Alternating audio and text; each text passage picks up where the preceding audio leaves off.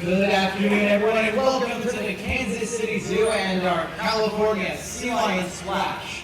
My name is Alex, and I'll be talking to you guys from the side of the pool today.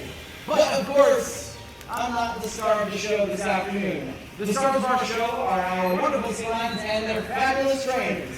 So what do you say, crowd? Let's give them a big round of applause to start them all off.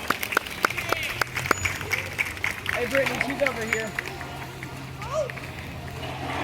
Hey, Brittany, she's next to the ramp. Hi, son. Now, all of our California sea lions in the pool today. In the wild can be found in the Pacific Ocean.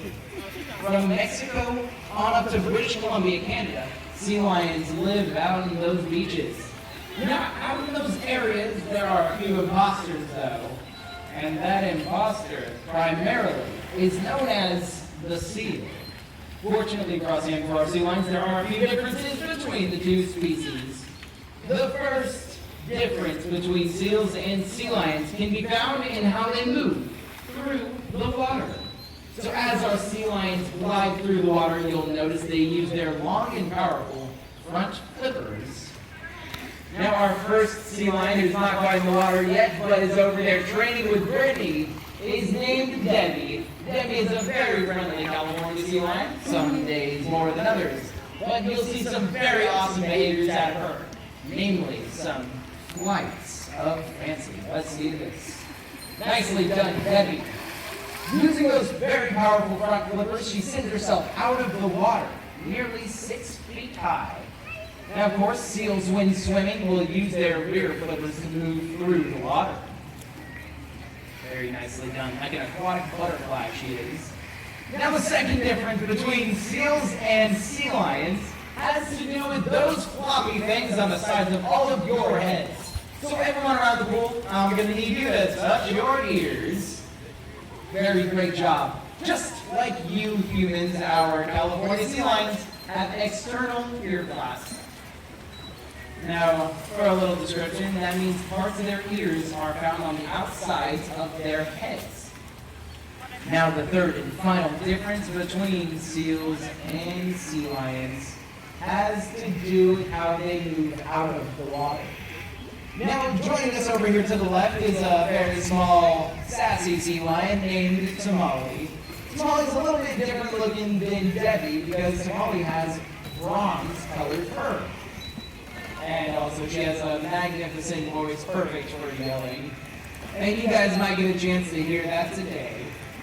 Now she'll be training with her very own Brittany, which is pretty great, because our sea lions do training 3 times a day. But we'll talk about that a little bit later. But let's go back into that third difference between seals and sea lions. And once again, that's how they move through the water. Or through the land, I mean. Nailed it, Brittany. Alright, so as our sea lions run on the edge of the pool, you'll notice they'll rotate their rear flippers forward. This allows it to run on all fours like a dog or a cat. Seals, however, do things a little bit different. What a bunch of seal impressions. What do you say? Let's give it up for our seal impersonating sea lions. Like a bunch of Sammy Davis Juniors in there. Now you guys may notice a very small, very adorable California sea lion on the far side of the pool behind the island. That is Luna. Luna is training with Amy, and she is one of our 4 California sea lions rescued from the wild. Now Luna and Pepper, the California sea lion who may be found hiding under the water, were both rescued not more than a year ago. They had been found completely malnourished the first time they were rescued, and completely dehydrated. After being rescued, rehabilitated, and sent back out into the wild, they were found, once again, completely malnourished and dehydrated. So Pepper and Luna, it was determined that there was something going on out in the wild that wasn't sustaining them. And a lot of sea lions have been found in such condition, lending us the idea that this may be an environmental issue and not necessarily something wrong with the individual sea lions. So we decided to bring Pepper and Luna on into the Kansas City Zoo, where they can find a nice, safe home until we can figure out what's going on out there in the environment and how we can help them out. But for now, let's give Debbie a round of applause for that great training session she did. Well done, Great, shoot over. Now in swimming, sea lions can hold their breath for up to 10 minutes. This allows them to, well, dive up to 900 feet beneath the ocean surface. They can even reach maximum speeds of up to 25 miles per hour. And how they do this is through a technique known as porpoising.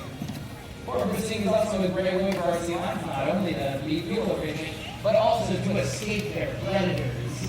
Now, Tamale's giving you a hint as to what the predators of the California sea lion are. And, I'm tired of talking. I want to hear you guys. I want to hear your voices. Who out there thinks they know what the predators of the California sea lion are? Shout it out as loud as you can. Hearing sharks. And let's not forget about those orcas, also known as killer whales. Fortunately, our ladies in the pool don't have to worry about those predators, so they'll live a little bit longer than sea lions do wild. The average lifespan of sea lions is roughly 25 years. And our girls have something else that wild sea lions don't, and that's an excellent veterinary staff keeping them healthy. They also keep themselves healthy by participating in their own healthcare. As Tamale is training, you're going to notice that she'll present various body parts, allowing us to look over her flippers, her back, her stomach, and even in her mouth. Very nicely done, Tamale. Some of our sea lions are even trained for more complex medical behaviors that include blood draws, radiographs, injections, and even eye drops. Some of you guys out there may be wondering how we train behaviors such as these. Well, that's right, Tamale, it is something to shout about, and that is positive reinforcement. One more time, you crowd, that's positive reinforcement. That's right, you can give a round of applause because our zookeepers aren't working for fish today. Now, positive reinforcement means that if you do something good, you get something good. And our sea lions definitely think fish is good, so we give them that as a positive reinforcement reward. How we begin these behaviors is we'll ask our sea lions to touch their noses to the end of the target pole, which you'll see Brittany and Sunshine using to our right. And when she does so, she'll hear a whistle, which means she did the behavior correctly and that she can expect a reward soon after. In no time, our sea lions, that's right, Tamale, are able to do the behaviors with use of only a gesture, just like all of them are doing for you now. Now, these behaviors not only are not limited to medical behaviors, but they also include fun behaviors. And you might get a chance to see some pretty fantastic ones today. And they can include anything from the ball jump that you might see, or the hoop jump that our sea lions will do on occasion. Now, these are all extensions of the natural behaviors sea lions would do in wild.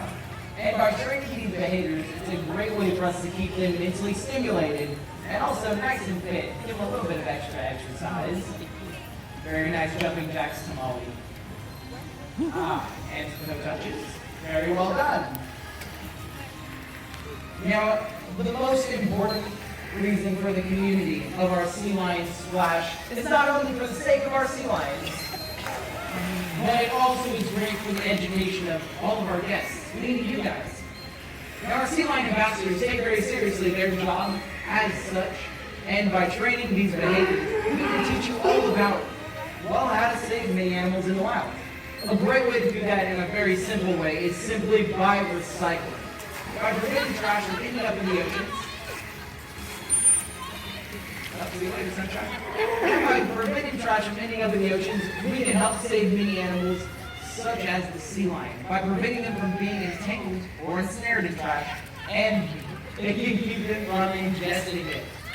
So by throwing the right receptacle or the right items into the right receptacle, you can help save many animals in the wild, easy as can be. Another great way to help our sea lions out, if you guys are big fish eaters just like them, make sure you download the Seafood Watch app to your smartphones. This is a free app that lets you guys know which fish are most sustainable based on how they're caught and where they're caught. So once again, if you grab a Sustainable Seafood Watch card or download the free application to your smartphones, you guys can eat sustainable seafood just like our sea lions, and you can join the millions of people who are already eating sustainable seafood and helping save the environment. Now it looks like our girls are going to be training for just a bit longer, so if you want to watch Sunshine and Tamale train, and Delilah will be joining us in just a few moments. We ask that you stick around. And once Delilah comes out, I'll reintroduce her and I'll talk about her marine rescue a little bit later. So how about we give up our round of applause for our sea lions and our keepers. It's a full applause.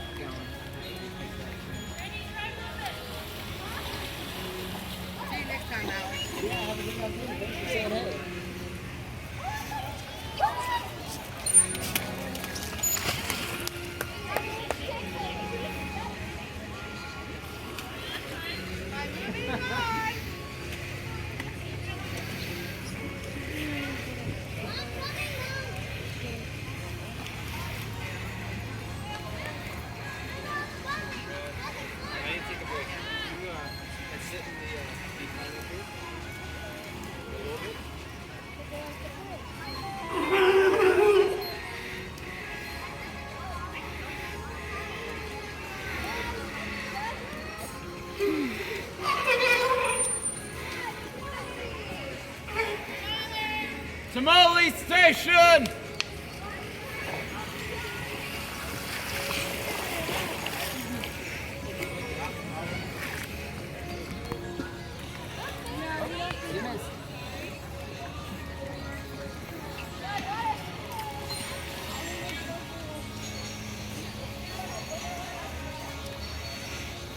Good job, Tamale, you're done.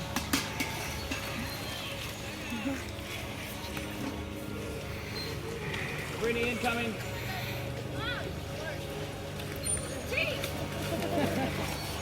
Tamale, you're done. Let's go.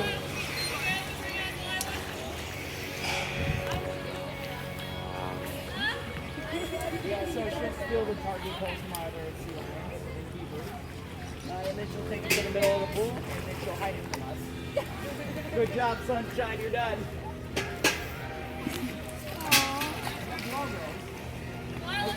All right, thank you. We have 6 sea lions. Yeah, so we have Pepper and Luna, the pups. Delilah! And Sunshine. You are our oldest. Good job. Here you go.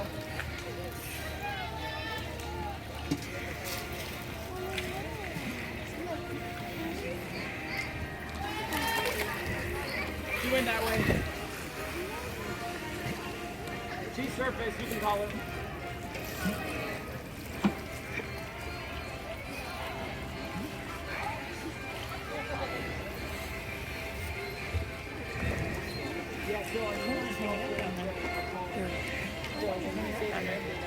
Remember?